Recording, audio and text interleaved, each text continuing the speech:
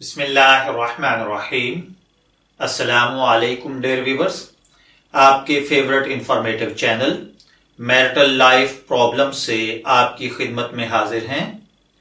ہمارا آج کا موضوع گفتگو شوہر کی بہرہ روی ہے۔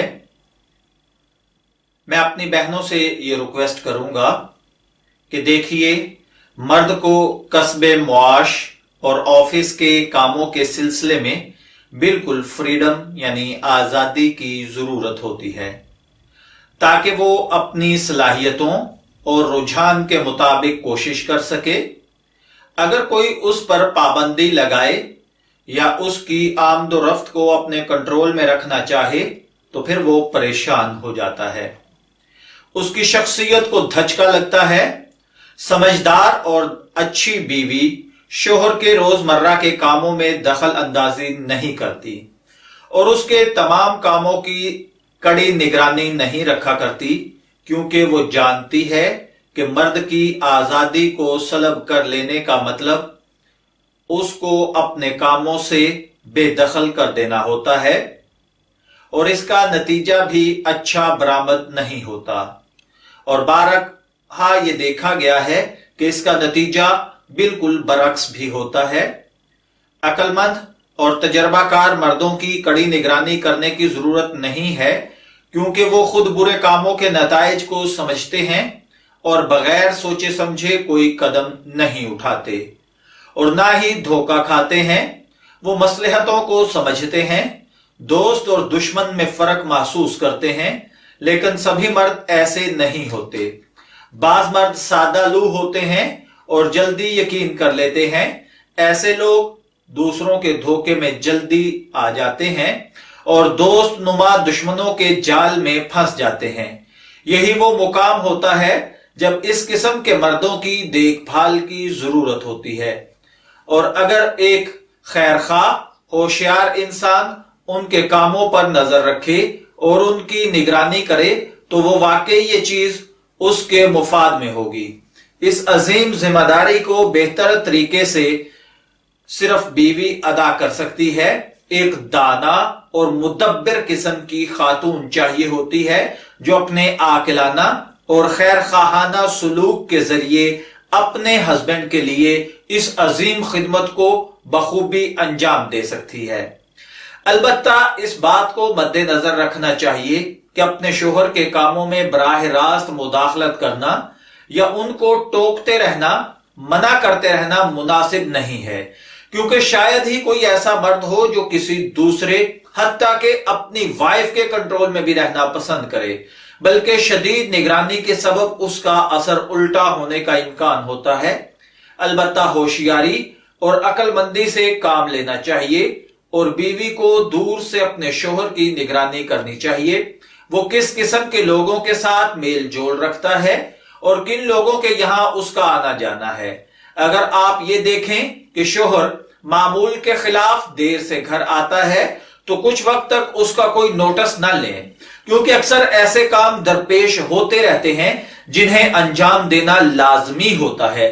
لیکن اگر بار بار ایسا ہوتا ہو تو اس کی تحقیق اور جستجو کرنی چاہیے، لیکن تحقیق کوئی آسان کام نہیں ہے، بلکہ صبر و ضبط اور ہوشیاری سے کام لینے کی ضرورت ہوتی ہے۔ غصہ، سختی اور اعتراض کرنے سے پرہیز کرنا چاہیے۔ نرمی اور محبت سے پوچھنا چاہیے کہ آپ دیر سے گھر کیوں آتے ہیں، کہاں گئے تھے۔ مختلف موقعوں پر ہوشیاری، صبر اور ضبط کے ساتھ اس بات کی چھان بین کرنی چاہیے تاکہ حقیقت آشکار ہو جائے۔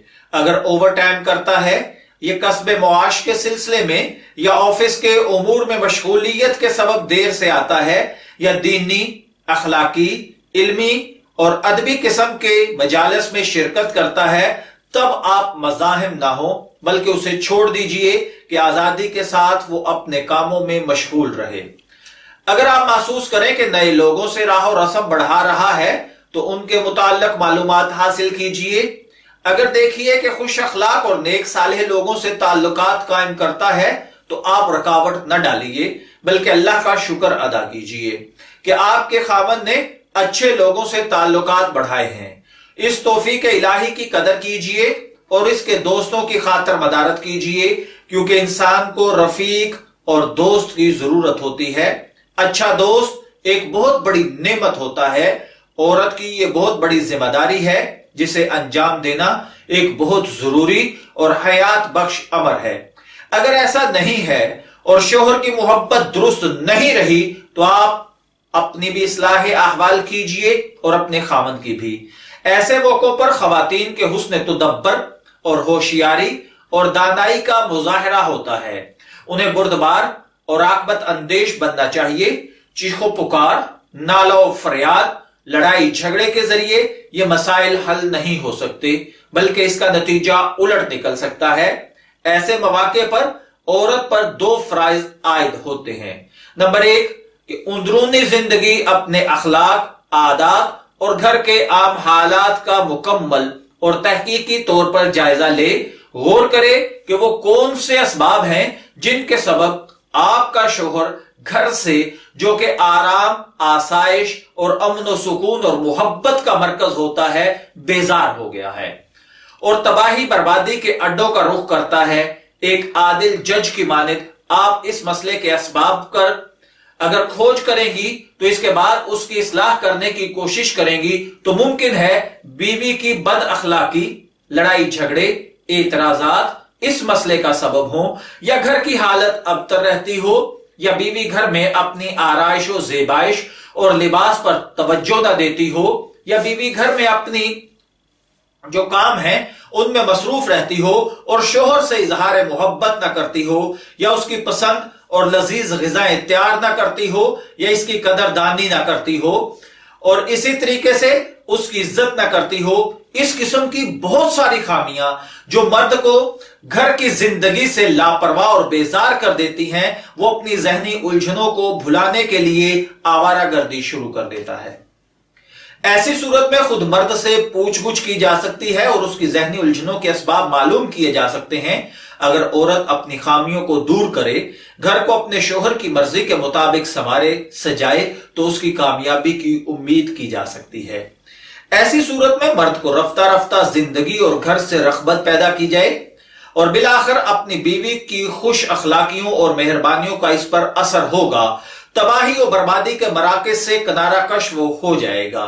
बीवी का दूसरा फरीजा यह है कि जिस कदर मुमकिन हो शोहर से मोहब्बत का इजहार करे, नरमी के साथ, मुलायमत के साथ उसको नसीहत करे, मेहरबानी और खुश गुफ्तारी के साथ उसे खराब जिंदगी, बुरी मोहब्बत और बदी के रास्ते के नताइज से आगाह करे, इल्तमासो इल्तिजा करे, उससे कहे मैं दिल की गहराइयों से आपको चाहती हूं, आप जैसे शोहर के वजूद पर मैं फख्र करती हूं, आपके करीब और आपको पसंद हर चीज पर मैं तरजीह देती हूं, हर तरह आपके साथ ताउन और एसार के लिए तैयार हूं। फकत मुझे एक बात का बहुत सदमा है, ऐसी खूबियों का मालिक इंसान खराब लोगों की महफिल में क्यों शरीक होता है, या फलां शख्स से क्यों राह रस्म बढ़ाता है, या उसे फलां बुरे काम की आदत क्यों है। इस किस्म के आमाल आप जैसे इंसान के लिए मुनासिब नहीं। मेहरबानी करके इस किस्म की बातों से परहेज कीजिए। इस तरह से इल्तमासो इसरार कीजिए तो मर्द का दिल इन चीजों की तरफ से हट जाएगा।